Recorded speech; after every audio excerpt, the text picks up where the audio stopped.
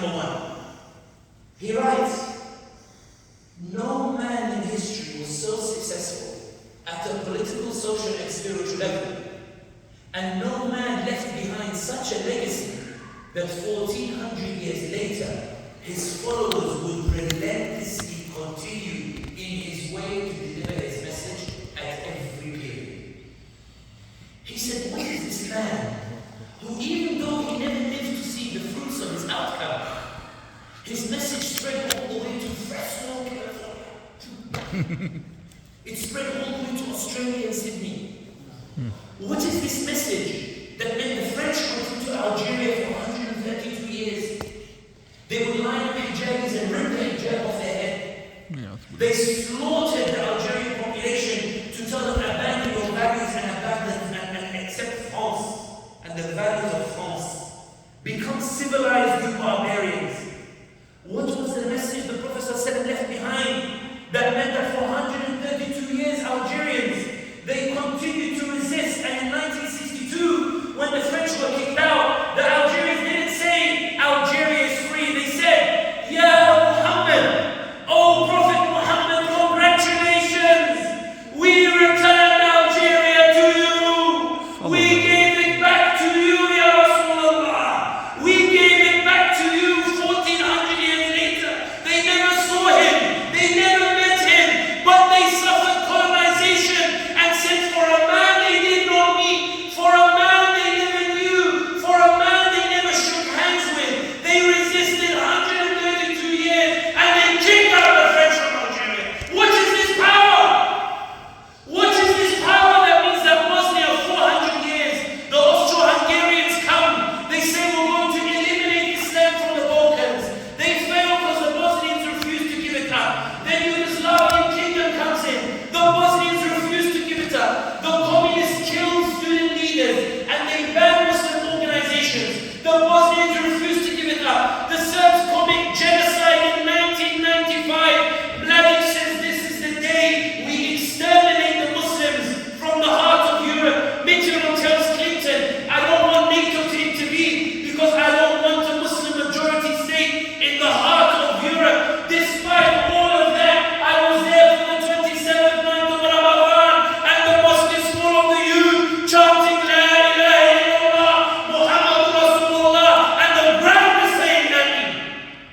Ibadullah, there is something terrifying about the power of your voice, about the power of da'wah, because it is more powerful than the missiles, it's more powerful than the armies. No money can buy it, no media can suppress it. When the Americans heard your voice in the midst of New York Times and CNN, who did they listen to? They listened to you. When CNN said that the Israelis are not committing genocide, Americans listened to you, they ignored CNN. What's the power you have that you don't appreciate yet? You are feeling tired. How can you feel tired when you're winning? How can you feel fatigued when you're winning? How is it you believe yourselves to be struggling when Israel is the one that is terrified because all the billions that it spent is going up in flames after 8 months because you refuse to be quiet, and now the White House that they consistently supported, they're about to lose it because you decided to speak up, you decided to give da'wah, and you convinced the Americans that the Palestinians deserve justice. Ibadallah, I leave you with this. I'm begging you, I didn't come to lecture you. I didn't drive that 3 hours and whatever to come to Fresno just to have a bit of biryani and kebab and to sit with you guys and say hi. I came here because if Iraqis said it's the ordinary people that will cause a revolution and make change, then yes, Sami, run to anybody who will have you, run to anybody who will host you, run to anybody who will give you time to speak out and beg them, yes, Sami. Don't lecture them, beg them, plead with them, yes, Sami. Tell them keep moving, tell them keep raising your voices, tell them move, ya ibadallah. Tell them that Netanyahu came into the press conference begging for the students to go home because he was worried the student encampments would result in change. Netanyahu went after a group of people, the Prime Minister of the Zionist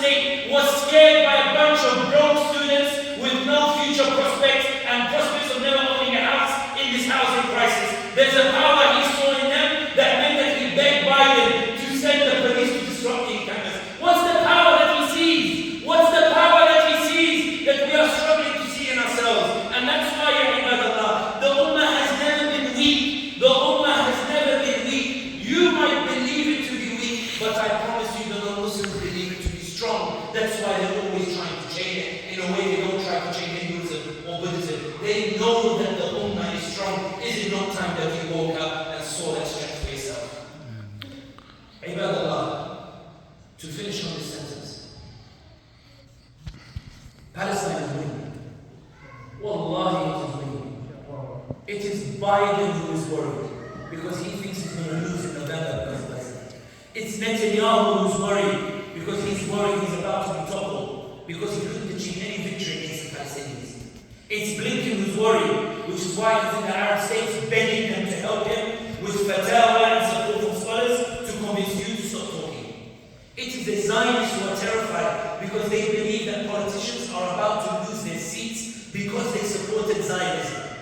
It is Biden who is worried because he's worried that maybe for once the Muslim Ummah will say, you know what, we're tired of taking the easy route out, we are now ready to struggle for Palestine. We survived 4 years of Trump, we'll survive 4 years again, but wallahi, we will never let you get away with genocide. Wallahi, we will never forgive you for genocide.